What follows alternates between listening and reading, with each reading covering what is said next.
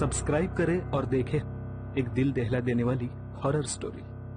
बिना घबराए bell icon press करना ना भूलें।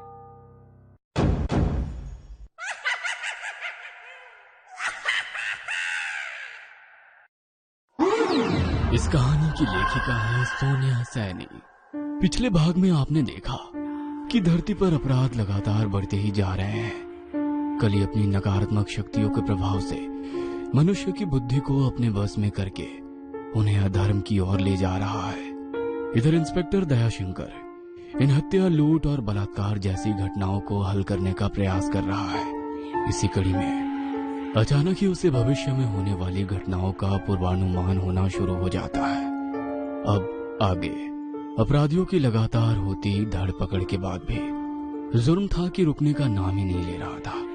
इधर हिमालय की वादियों में बरसों से एक पैर पर खड़े होकर तपस्या में लीन बाबा जनक राम ने अचानक ही अपनी आंख खोल दी। आंख खोलते ही उन्होंने अपने शिष्य को आवाज लगाई, बेटा गणेश, समुद्र मंथन की कथा जानते हो? जी बाबा। अमृत पीने की लालसा में देवताओं से एक भूल हो गई थी। अमृत की एक बूंद राक्षस कली के विष प्रभावित शरीर पर पड़ गई थी, जिससे वो जीवित हो उठा था। सदियों से वो अपने भौतिक शरीर के अभाव में एक ऊर्जा का गोला बनाकर ब्रह्मांड में यहां से वहां घूम रहा है। किंतु अब कलयुग आ गया है। कलियुग का राक्षस कली का युग है। इस युग में होने वाले समस्त अधर्म, पाप, हत्या, लूट इत्यादि से जो ऊर्जा उत्पन्न होती है वो नकारात्मक ऊर्जा है। इसे नकारात्मक ऊर्जा से कली को बल मिल रहा है। इसलिए जब से कलियुग शुरू हुआ है, राक्षस कली की शक्तियां लगातार बढ़ रही है। ये तो भविष्य के गर्भ पूर्व नियोजित था कि कलियुग में पाप हर गुजरते समय के साथ बढ़ते जाएंगे और इस युग के अंत में ऊर्जा स्वरूप राक्षस कली अपने वास्तविक स्वरूप में आ जाएगा। किंतु ये बेहद चिंता का विषय है कि इस युग के अंत में नहीं, कली अभी ही आ चुका है। मानव के व्यभिचार, मदिरापान, पाप और बढ़ते अपराधों के कारण मन में समाहित नकारात्मक शक्तियों से समय से पहले ही कली को इतनी शक्ति प्राप्त हो गई है कि अब वो अपने वास्तविक रूप में आने के लिए छटपटा रहा है। कली ही बुरे काम करने वाले मनुष्यों को अपने बस में करके उनसे जघन्य से भी जघन्य पाप करवा रहा है, ताकि अधिक से अधिक नकारात्मक ऊर्जा उसे मिलती रहे और वो इस लोक का स्वामी बन सके। गुरुजी, किंतु आपको ये सब कैसे पता है? यह मेरे बरसों तक की गई तपस्या का प्रभाव है। मेरे पास दूर दृष्टि है। मैं बंद आंखों से दूर घटित घटना को महसूस कर सकता हूँ। यदि आपकी बातें सत्य है गुरुजी, तो क्या यही अंत है? क्या अब कलयुग का स्वामी एक राक्षस हो जाएगा? क्या धर्म की रक्षा करने को प्रभु कल्कि नहीं आएंगे? पुत्र गणेश, जहाँ पाप है वहाँ पुण्य भी है।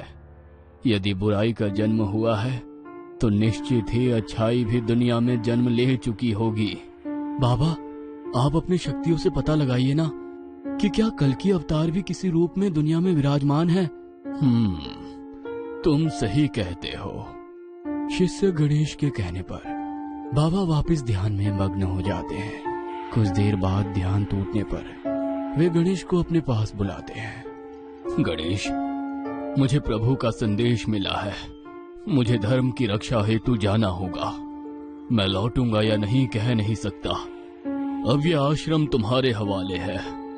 बाबा शीघ्र ही मुंबई आकर इंस्पेक्टर दयाशंकर से मिलते हैं। क्या आपके मन में कुछ ऐसे प्रश्न हैं जिनका आपको जवाब नहीं मिल पा रहा है?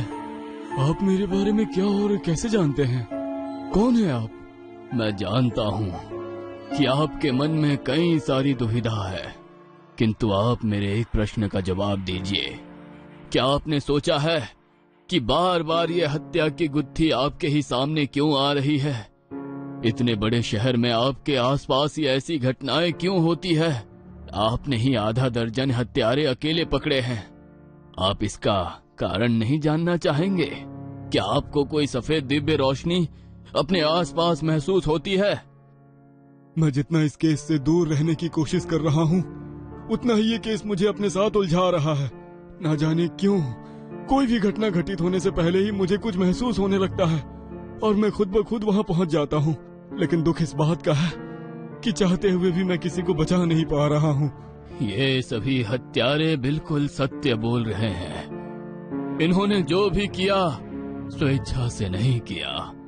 कली पुरुष की आसुरी शक्तियों ने इनके शरीर और बुद्धि पर कब्जा कर लिया था, इसीलिए इन्होंने ऐसे पौशाचिक कार्य को अंजाम दिया। इसमें से एक अपराधी ने अपने ही बच्चे की जान ली है। एक को तुमने हत्या करने के बाद इंसान का मांस खाते गिरफ्तार किया है। एक साधु की हत्या करते गिरफ्तार हुआ। क्या ये सभी सामान्य अपराध है? नहीं, ये सभी जघन्य और क्रूर अपराध है। इन सब से ऐसे अपराध इसलिए कराए गए हैं ताकि अधर्म की स्थापना हो सके, हर ओर त्राही त्राही मच जाए और मनुष्य भगवान और धर्म को अपनी स्मृति से निकाल फेंके। कली, राक्षस, धर्म, अधर्म, ये सब क्या है बाबा? और मेरा इन सब से क्या वास्ता है? अगर ये सब एक राक्षस के कारण हो रहा है तो मुझे वो सब क्यों दिखाई दे रहा है? क्या मैं भी राक्षस कली से जुड़ा हूँ? हाँ, तुम राक्षस कली से जुड़े हो क्योंकि तुम ही उसका संहार करोगे। कली अभी मात्र एक परछाई है। वह पाप और अधर्म को इसीलिए बढ़ा रहा है क्योंकि वो चाहता है उसे शीघ्र अतिशीघ्र अपना शरीर मिल जाए और वो इस धरती का स्वामी बन जाए।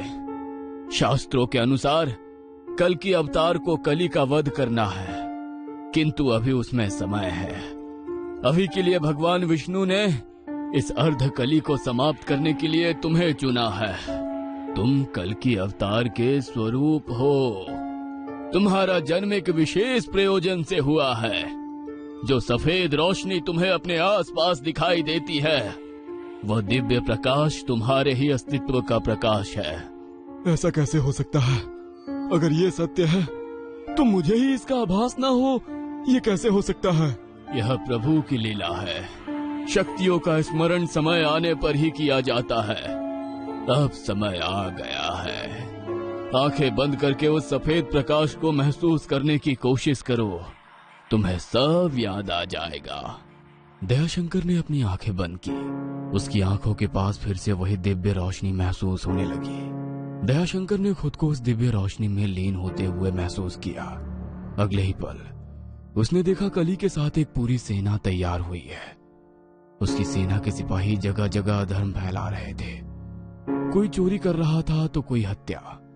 दयाशंकर को इन सभी पाप कर्मों से एक ऊर्जा निकलकर कली के धुएं नुमा शरीर में जाती हुई दिखाई दे रही थी। चिंतित होकर दयाशंकर अपनी आंखें खोलकर बाबा से कहता है, बाबा, कली की शक्तियां लगातार बढ़ती ही जा रही है। हमें कुछ न कुछ उपाय करके उसे रोकना होगा। आप कहते हैं कि मैं कली को रोक सकता हूँ, लेकिन मेरे पास तो कोई हथियार भी नहीं है। मैं निहत्था उसका मुकाबला कैसे करूंगा? तुम्हारी बुद्धि और विवेक ही तुम्हारा हथियार है। आगे बढ़ो, विजय तुम्हारी ही होगी। तुम्हारे इस युद्ध में मैं हर पल एक सारथी की तरह तुम्हारे साथ हूँ। शायद मेरे जन्म का भी यही प्रयोजन है कि मैं इस धर्म युद्ध का साक्षी बन सकूं। बाबा और दयाशंकर रात के अंधेरे में एक सुनसान स्थान पर पहुंच गए थे। वहां पहुंचकर दयाशंकर ने कली को सामने आने के लिए ललकारा।